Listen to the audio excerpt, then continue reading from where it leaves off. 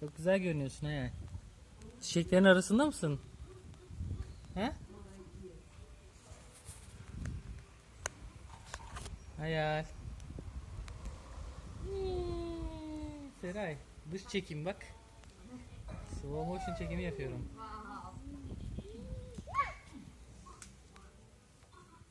Hayal. Yağmur yağıyor, tila akıyor. Söyle, Arap kızı camdan bakıyor de hayal. Evet, yağmur yağıyor.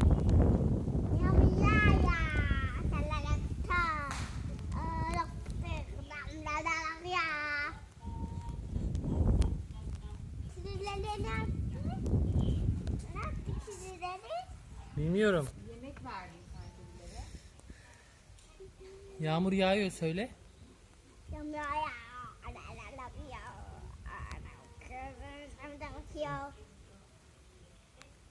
Söyle.